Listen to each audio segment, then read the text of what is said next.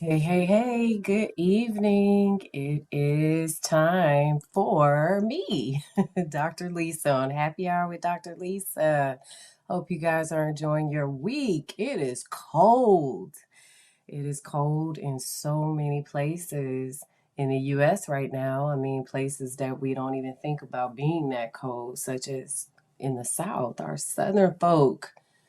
We know you aren't prepared for the weather, so bundle up. We are sitting pretty in Illinois.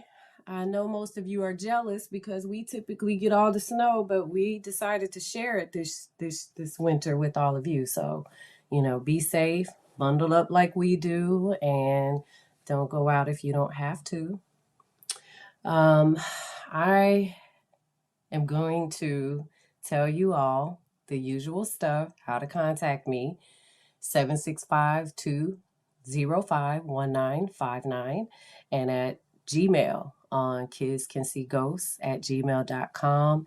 And I am also on all social media sites, Twitter, Facebook, LinkedIn, all that stuff. So there are numerous ways to get in contact with me, but I have to share with you all because I'm so excited about it that I am meeting so many interesting people. And I do mean many. And I totally did not expect this. Um, Somebody had told me that I need to be prepared.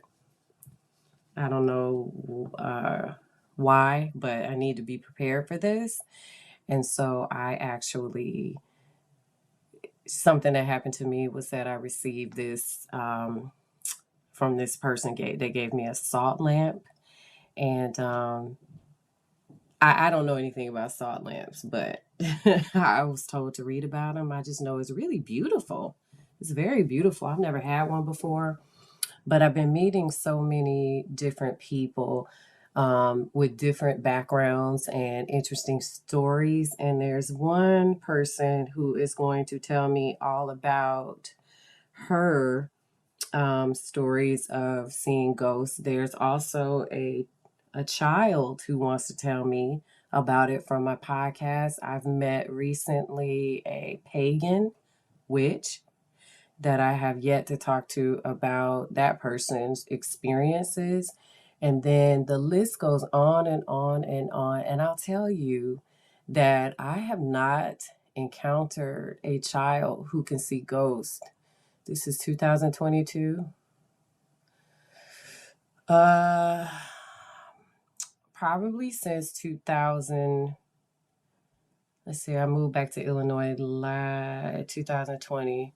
So I probably haven't encountered a nebulous child since 2018 or 19, maybe 18. So I knew at some point I would encounter more kids that can see ghosts, but I didn't know, like, literally it was going to be from me chatting with all of you in December, and then 2022 was going to be that year. And it's only the end of January. So I at least have 5 more blogs just from January 3rd to today, believe it or not, because I don't. So I talked to my best friend about it, and I tell her the full stories, because I haven't written them. I've given you some of them, just the snapshots on my blog recently, but I haven't written the stories behind them because I'm still learning them. But she knows a little bit more, and she can tell you that I'm just blown away because I didn't expect this stuff to happen. And it is. So be prepared for those. When I have more information, I am going to write that stuff out. I've also been receiving responses to individuals telling me their experiences with seeing angels. So I did write that blog last week, and there is a lot more to that blog. So I'll be writing that. So you guys keep up with the blog, LisaLigginsChambers.com. Give me your thoughts, ideas, and questions when you can. Also, thanks for liking, the stories on the blog. I really appreciate that a lot from all of you. And thank you so much for joining me. October Ghost Stories. That is the blog today. I started writing these back in October of 2021, and I could not wait to start writing these stories because October is a fun month. It's fun for kids, it's fun for me. And since I've been a mom, October, November, and December are some of my favorite months, with my kids. And so I have a good time during the month of October because I have so many stories. And I like to talk to when I have my graduate students. I'm not teaching graduate students right now, but I do teach undergrads. And I have not had the pleasure to tell undergrads about this story recently. I used to tell them, long time ago, but typically when I am teaching classes, especially when I deal with abnormal psychology, because I can fit it into that whole ethical responsibility, lecture and not judging and being non-biased type lecture. So I always talk about my stories from St. Louis. And so when I was sitting back, kind of looking out the window and watching the seasons change in the Midwest, it gets really ugly to me at some point in the Midwest between that fall and winter season. But right around October 1st, it gets really pretty. The leaves fall and things like that. The birds are migrating. The animals are starting to hibernate. You watch the flowers change in the trees. And so I was looking out the window one day and I said, it is October, really fun month. It is time for me to tell the public about, some of my own experiences with paranormal activity, but also some deeper stories about, some things that some of the kids were telling me. And as I was writing this blog, I'm going to set you up for this one. And a lot of you aren't going to believe it, but you need to, because I'm not lying to you and I don't lie about these stories. And this one, I had witnesses. I was really bored at work. Oh my God, I was so bored.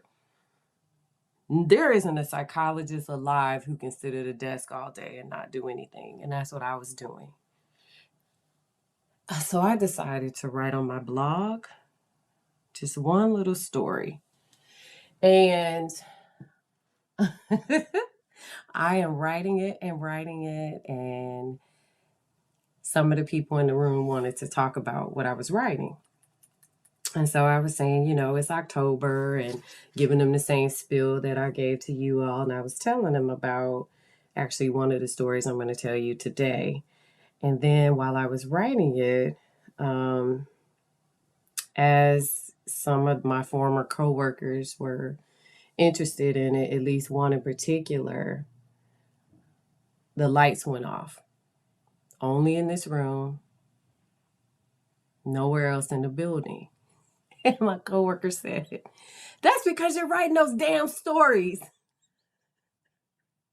And it was so funny. And the crazy part about it is that I turned around and I said, "I know." And then the lights came back on. And she said, "That is just crazy. Who's in this room?" I mean, they were making jokes at that point.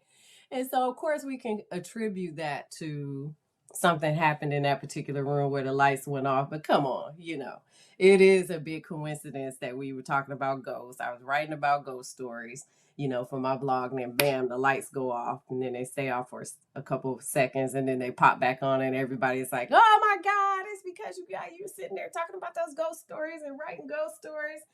But that's not the first time that has happened to me, because it's also happened to me when I was writing the story. Little things will happen to me like that sometimes when I write the stories. And, as I mentioned in this blog, it takes a lot to scare me. And I've had these experiences for so long with kids and heard so many stories from the kids and the parents that I don't really get spooked out. And that's why when she said, "Oh my God, the lights went out, you're writing those damn ghost stories," I was just like, "Yeah, I know. It happens. like it was no big deal. And to this day, it just makes me laugh because that's what I get sometimes. You know what I mean? That's what happens. And so, you know, everything else had full power. We recognized what happened. We laughed about it, laughed it off, kept talking, and I just kind of rolled my eyes like, oh God, whatever. And so, um, like I was saying to that person, it takes a lot to scare me. There were some instances when I did get scared. My God, I think I should have been scared a lot more because I've not only heard some tragic stories, excuse me, but I've also heard, some scary stuff happening to these kids with paranormal activity. Sometimes when these kids tell me things, and I promise you guys, I have not told you some of the more scary stories. Twin Flames was scary. It was even scarier in person. If you haven't read Twin Flames, read it. I'm giving you a snapshot of what happened with those kids. But some of the stories were really, really creepy. And so as time goes on, I'm going to dive deeper into those stories. So when I talk to you like that, I get a lot more serious because some of those stories actually did scare me. Yeah. All right. So that is the first part. That's something that happened to me when I wrote the blog. I remember that also happened in my house once where the lights went off in the room when I was talking about one of the stories and writing it in the blog. And what I do, because I just have a feeling that it's connected, and so I'll just kind of sit there and say in prayer, like, go away in the name of Jesus and stuff like that, and then that kind of stuff will stop. And remember, I learned that because if you follow the blogs, I had a lot of paranormal activity that I was exposed to on one of my jobs when I was in building 2. And so a lot that I learned at that moment was that I had to use prayer in order to control some of this stuff. So let's keep talking about it. Um, I was, another story is that one day, and I will never forget it, I was really angry. I'm someone, it takes a lot to make my brain go into angry mode. It's not a pretty place, and I'll admit it, just like for some of you. And so I try not to get angry, especially at people. I'll get mad at you, but anger, that's totally different. And so, but I don't know what happened, but all I remember is that I was really upset. And if I get really angry, when I start to come down off of the anger, I start to cry. And so I was sitting on the steps and I was boiling mad. And I remember that I just stopped and sat on the steps, like just get it out because I do not believe in holding in your feelings, and some of you shouldn't do that either because when we hold in our feelings, what happens to us? And if we ignore how we feel, what happens to us?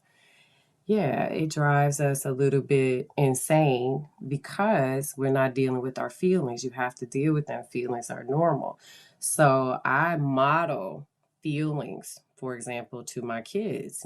Don't hold in your feelings, talk about it, talk about it. People do um, hurtful things to themselves when they don't express how they feel.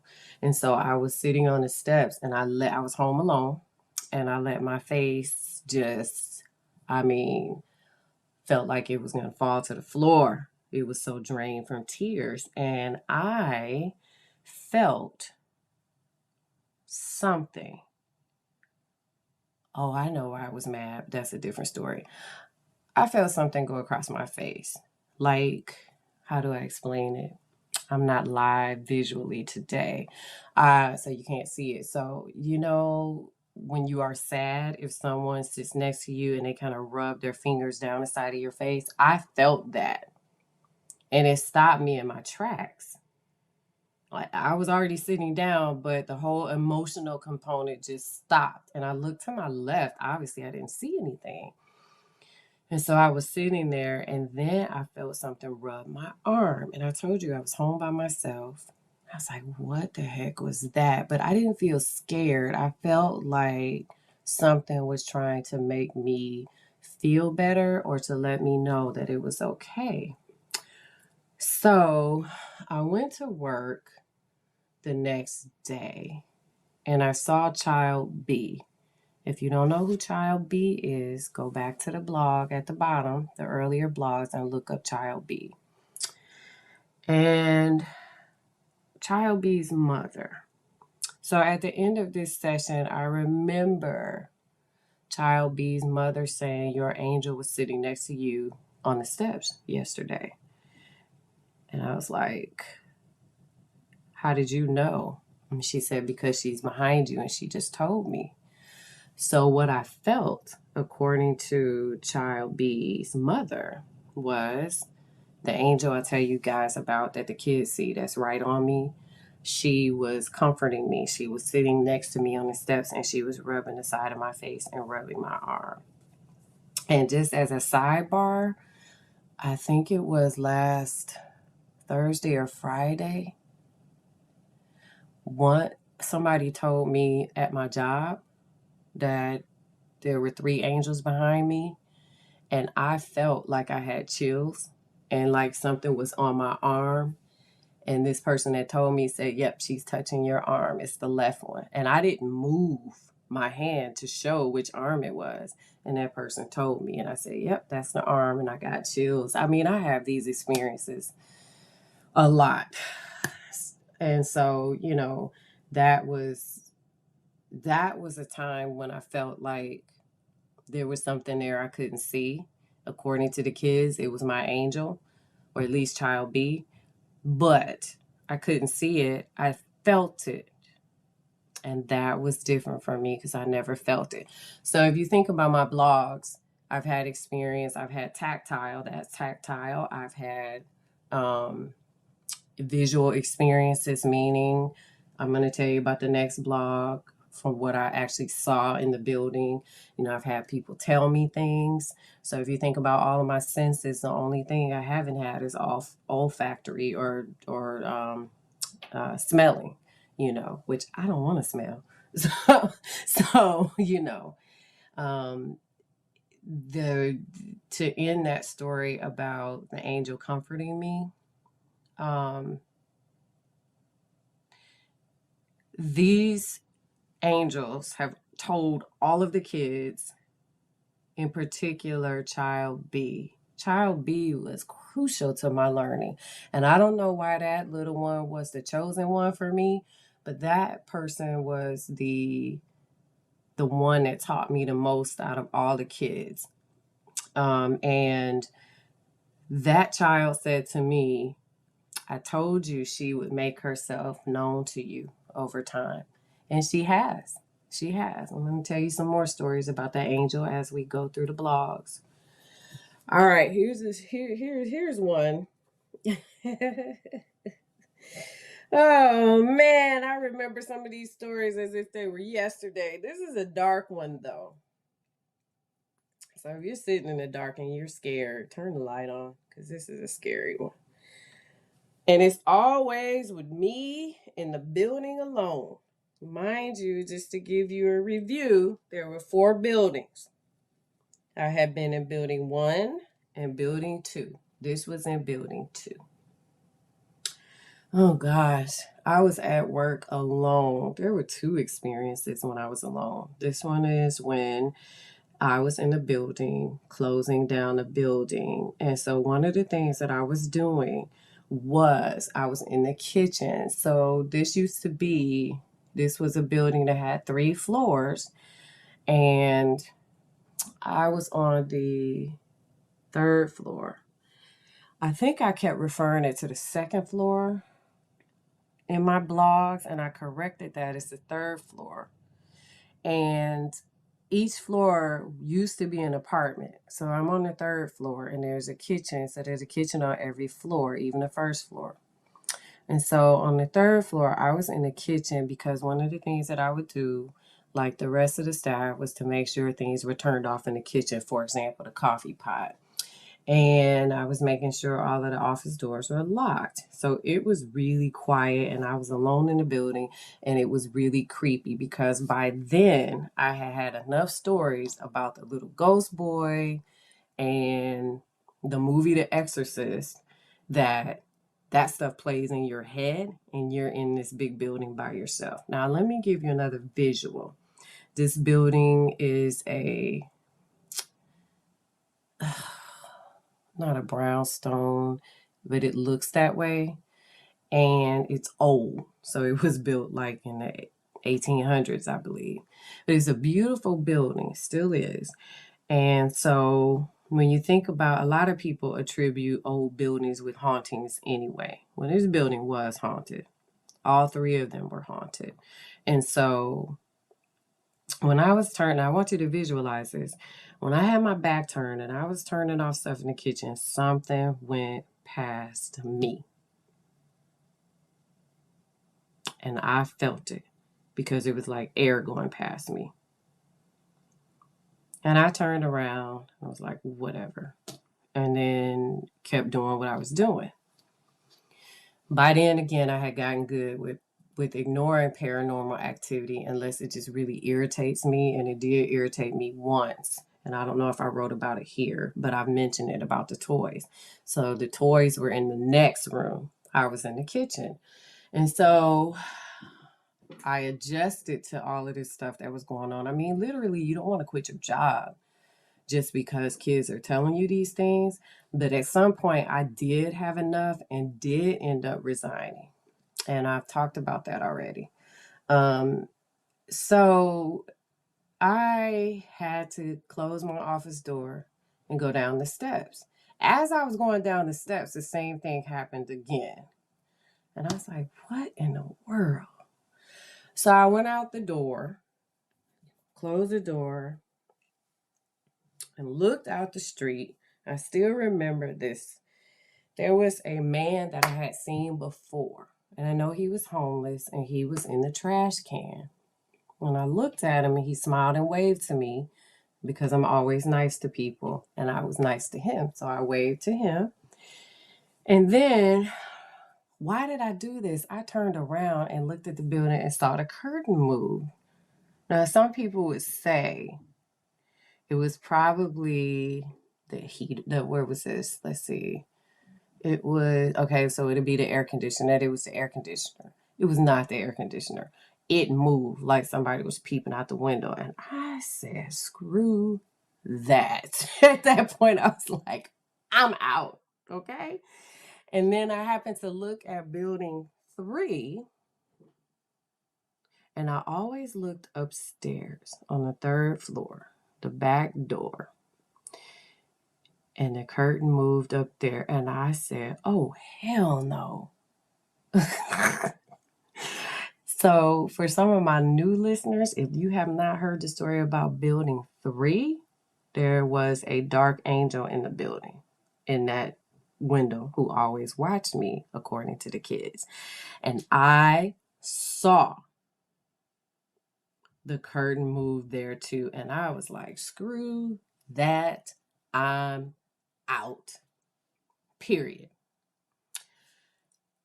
That was scary to me. And I actually didn't tell anybody about that one. Just you all. I didn't tell anyone about that at all because it actually scared me. And I decided that I was not going to be in the building alone because that was my second experience. The first one was with the toys going off. Remember that story where the toys were going off and I was in the building by myself? This was different. This scared me. I didn't tell anybody about this. And when I went back to work and started seeing the kids again, some of the kids who could see ghosts told me that the little ghost boy, I wrote a whole blog about the little ghost boy because all the kids saw him. The little ghost boy runs past me. But they told me I don't have to worry about anything in the building because I'm heavily guarded. And they said that the demon was in the second building and he was there and he was the one that moved the curtain and that it was a warning to me. Now, just stop right there for a second. Imagine if you are a psychologist, or if you actually are a psychologist and a therapist, and you're hearing all these stories, and then from that experience, you go back to revisit, it with some of the kids who could see ghosts, and they're like, yeah, that was a warning. You don't have to ask me twice not to go in the building. Like, this completely freaked me out. And I started feeling like I was getting anxious because the like human resources or the administrative building was building number 3. So I had already been run out of that building because one little person, child A, told me not to go in that building and practically pushed me out the building because they said it was too dangerous for me spiritually. So I have been hearing all this stuff for so long from so many kids that imagine if you were me when you saw those curtains moving and then the other curtain moved in the building and then the kids were like, okay, that's a warning to you. It was kind of like, okay. So needless to say, I continued to work there. I continued to work there and I've told you guys this story. I'll tell you again because I have a lot of new listeners. I did actually talk to my colleagues about some of these experiences, and so they already knew about them. They already knew about them. So you'll have to listen to the blog in order to hear how that concludes. But my coworkers there already knew, especially Building 3 had a ghost in it.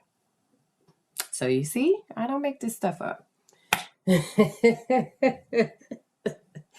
Oh man, talking about scary experiences, let's go to number 4 when we talk about dreams. So I met someone wonderful yesterday who told me all about her dreams.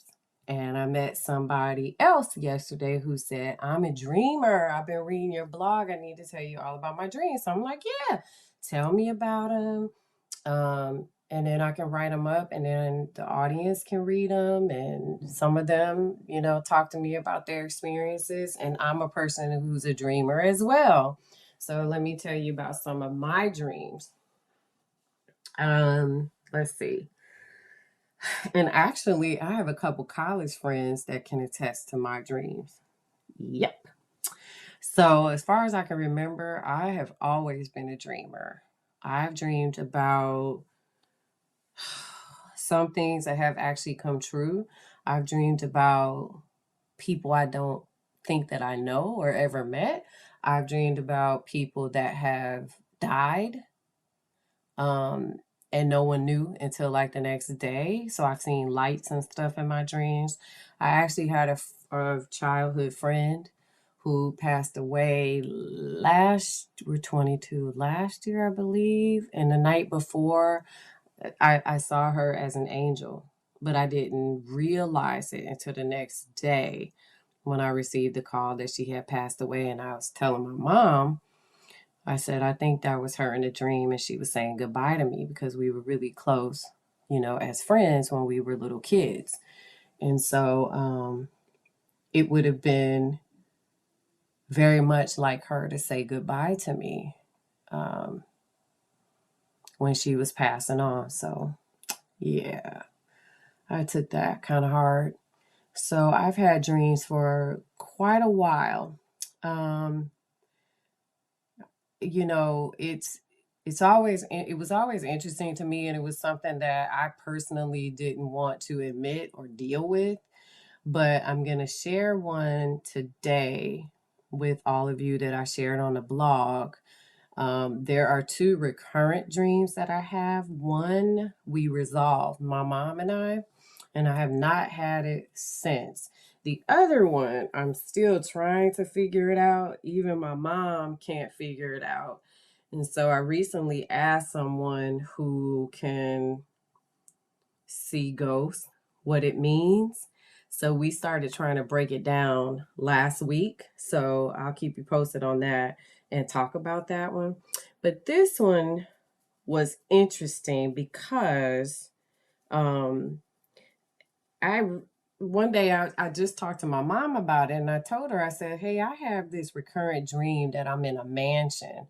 And I feel like I know this mansion. And for years, I've had this dream. And gosh, it took me into my late 40s to actually talk about it.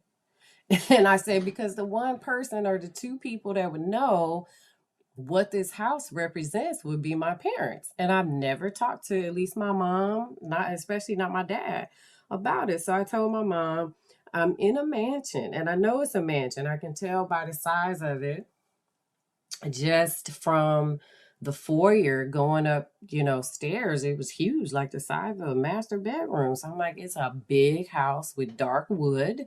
It's an old Victorian. And I said, and I am in the bedroom and I am a little girl. So this home, I had specific details. I said, there's what do they call those rugs back in the day?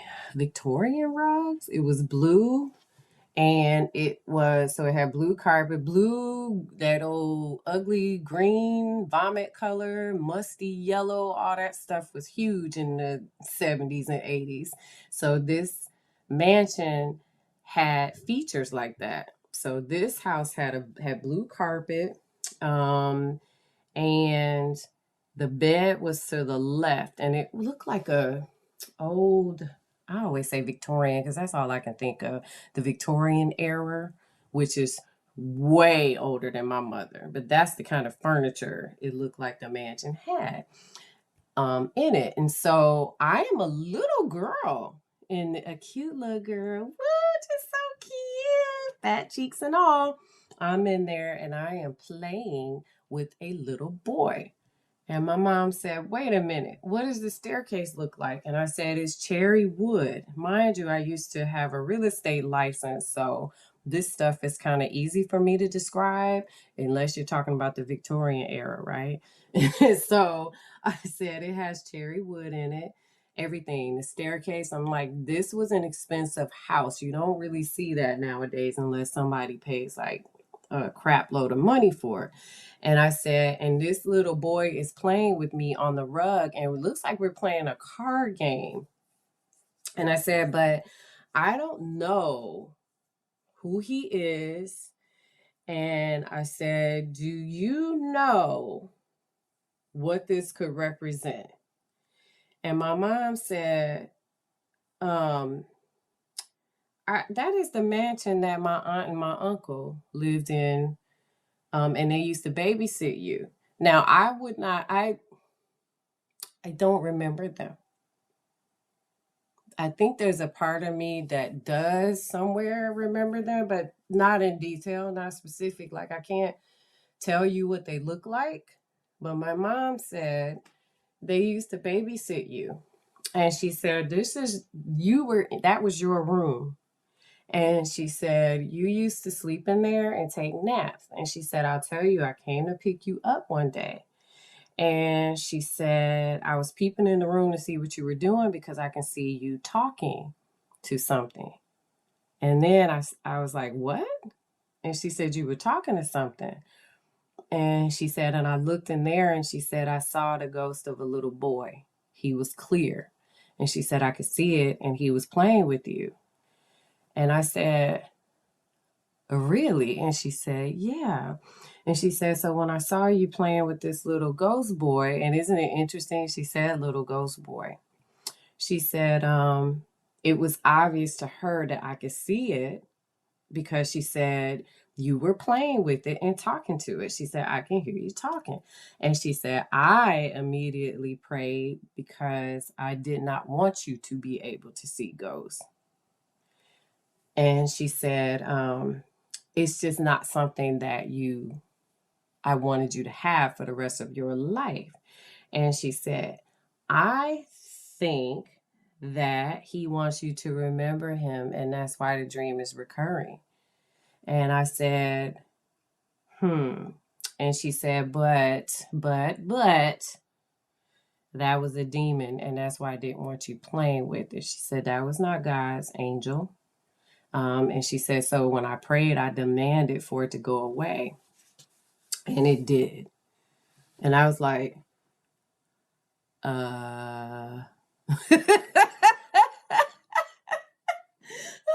my best friend was here so I can laugh with her. So when my mom said that, I kind of was like, yeah, no, I don't remember that. And then I guess a part of me remembers somewhere because because I actually don't remember, but my mom does. And she's told me that story more than once. And she said, but I prayed it away. And I didn't want you to have that experience for the rest of your life. And so, you know, I was thinking, was I a nebulous child? And my mom's like, all kids can see ghosts. And I'm like, Mom. And she said they do. So we're like going back and forth. And I have to tell you, I have not seen, so I don't see ghosts. I just work with the kids when I get them who can see ghosts. But I have to tell you, the interesting thing is that I was like, maybe this is why the kids have a connection to me. What do you all think? Because this has been a mystery, even though there have been lots of children who told me, well, for example, they've said, all of these kids have been your kids anytime they will find you, right? They will find you.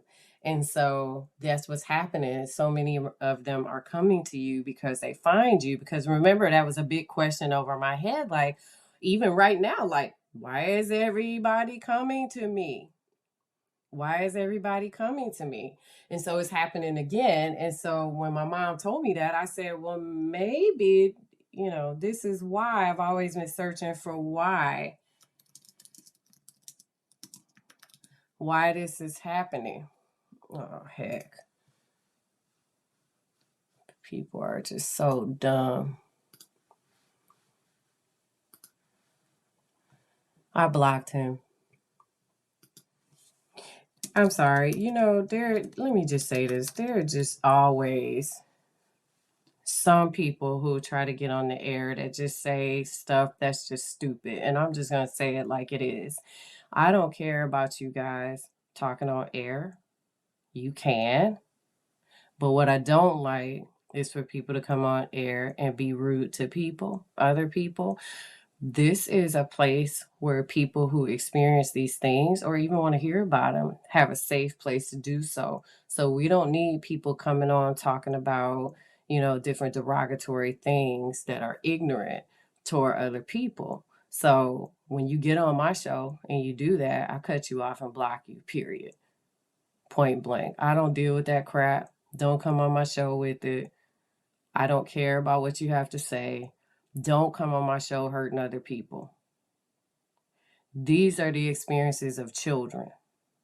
This is what children told me. This is how I had to help children, and I enjoy telling the public these stories. This is not fabricated at all. So if you feel the need to come on here and say something derogatory about race or sexuality or gender, you can kiss our asses and go talk that stuff in politics somewhere. This is not the place for it. So goodbye. Don't do that.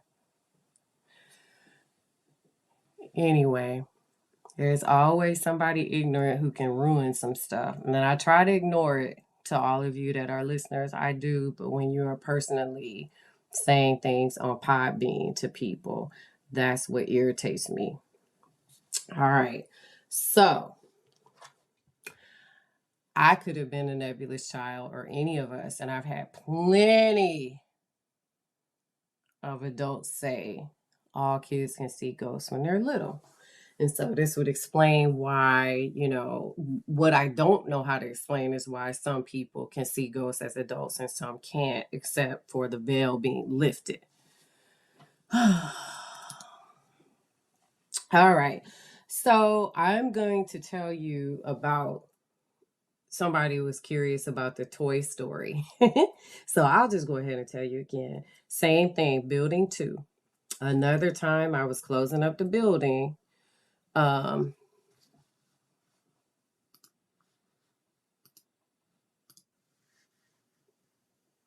Another time I was closing up the building and something happened to me. And I'll tell you what it was. So I told you the kitchen was to the left. It was probably a living room back in the day because the living room was to the right of the kitchen, separated by a wall. And it had a fireplace.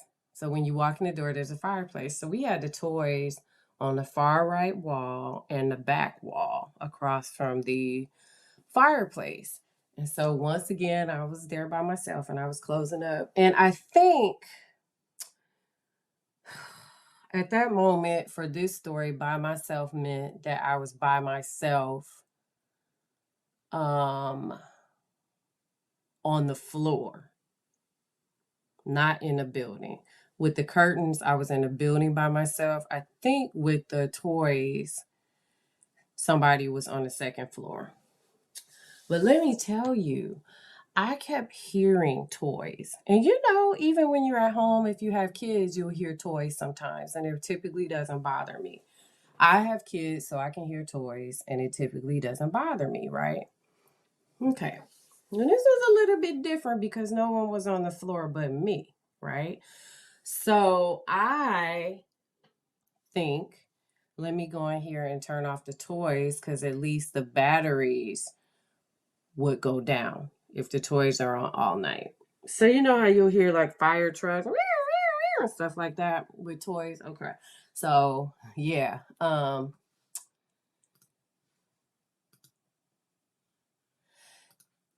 I step into the room, mind you, and all of the toys go off. Every last one of them go off.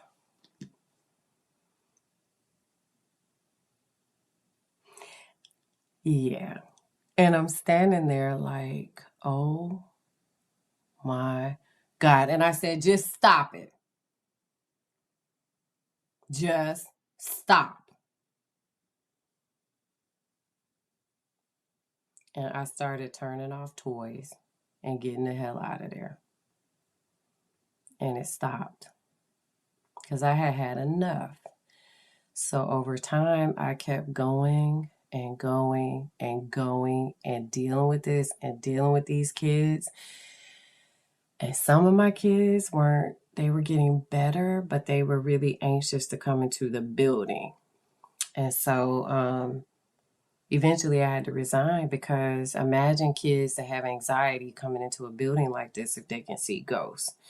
And every kid who could see ghosts, and it wasn't every kid, mind you, but the kids that could see ghosts, they would actually walk in the door and little ghost boy would run by. Or they had already seen, the dark angel on the top of the building or the dark angel in building 3. Or they could see as I walked, my angel behind me. I mean, I had kids, including child B, who would run up the steps to my office. I mean, it was getting to be a lot and a lot of extra work because some of these kids, like I can tell you, child B in particular, would not go to the bathroom, without an escort outside in the hallway because she was so terrified of, for example, the things that she would see. Dark angels would really scare child B. And so this kind of stuff kept happening and kept happening, when I worked for this company and the staff was aware of it. They were very aware of it. They knew, for example, about the ghost in building 3 and had named him. I don't remember what the name was, but they named him. Yeah. So it was heavy there, and I learned a lot, but when those toys went off, baby, I was out of there. And so it had became harder to work with the kids because the kids continuously saw, you know, different spirits in the building. So I'm trying to see real quick on my blog when I actually told you about building 4, because I don't think I talked about building 4 at all. I may have touched upon it, but building 4, I think I did. Yeah, those toys were going off. It was scary. That wasn't as scary as those curtains moving. Building, I was trying to look real quick up in my other blogs to see if I talked about these 4 buildings real quick while I have you and we still have a few minutes. I don't, okay, so I'm going to go ahead and tell you real quick because it doesn't look like for October I wrote it up. I had so many other topics, but let me tell you, after I tell this story, you will definitely run out of these buildings. All right. So it doesn't look like I wrote it up. October is the time when I do tell this story that I'm about to tell you about these 4 buildings. So are you ready? Oh, man. Okay. So, okay, here we go. The little girl from the movie The Exorcist was actually a boy. This family actually lived on the East Coast and moved to St. Louis. If you don't believe me, I want you to look this stuff up, okay? St. Louis. Mind you, these 4 buildings are in St. Louis. Okay. Now, I learned all of this because I started asking questions to the staff. I started asking questions because there was so much paranormal activity, and it was so heavy, especially with the Dark Angel in Building 3, that I just needed to know more. So my students started telling me that this part of St. Louis is really haunted, right? Okay, sit that aside. The little boy from The Exorcist was in St. Louis and lived in Building 2, where I worked. And here's the thing.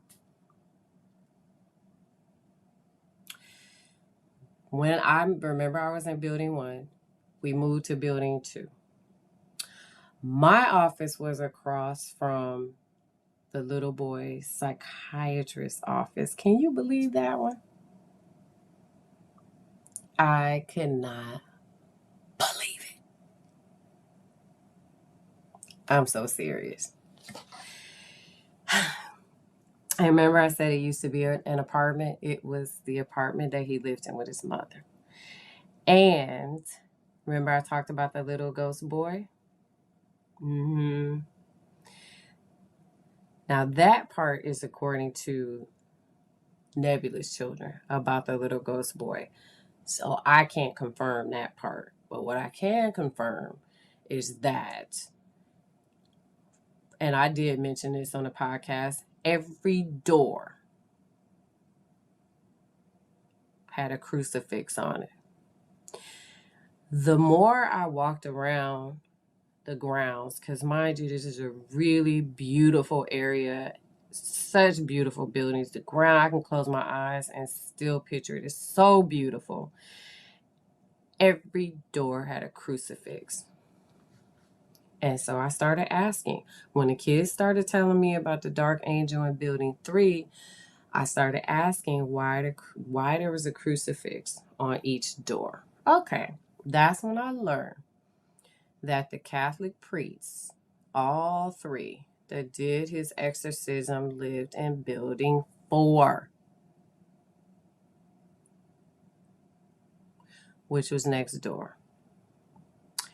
And that at the time and to this day, they do not talk about that exorcist. And I was like, what? So listen, what the kids have been telling me was absolutely true, because even child B's mother said there are Catholic priests that stay in that 4th building over there. And I think they, at one point, she said something about the exorcism from the little boy from The Exorcist. And I was just like, because, keep in mind, guys, I'm not a native. I was not a native of the area, so I had no reason to research all of this stuff. The only reason I started asking questions is because every kid kept telling me the same stuff over and over again, and those were the kids who can see ghosts. So I started questioning, what the heck is going on, right? And so I found out that the movie depicts the child as a little girl, but it was actually a little boy. And I was like, no kidding. Are you serious? And they're like, yeah. So I actually went to Google, I remember this, and found out that that was true, that it was actually a little boy. And the address was the little boys where we were. And I thought, oh my God.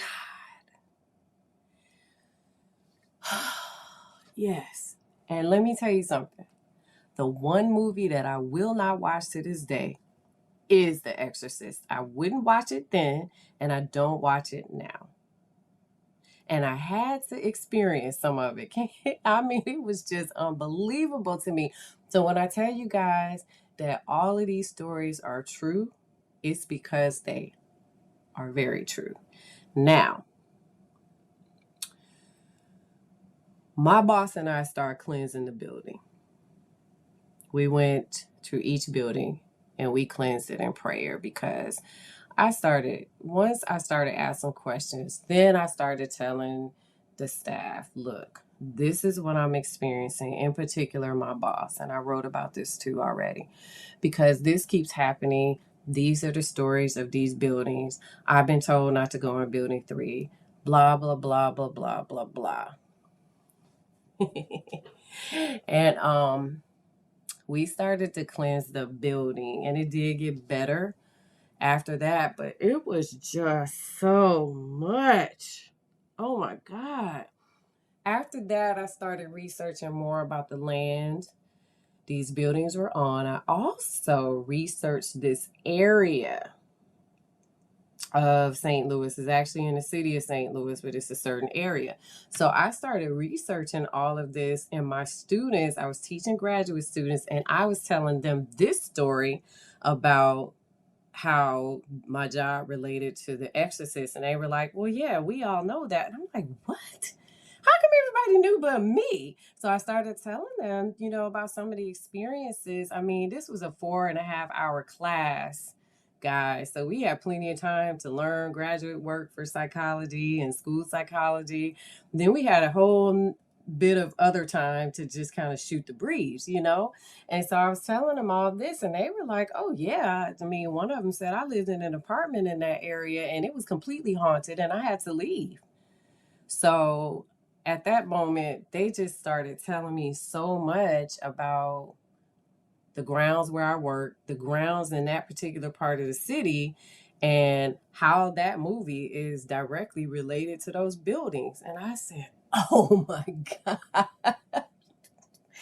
So these kids were actually seeing this stuff, guys. So I'm going to leave you with that.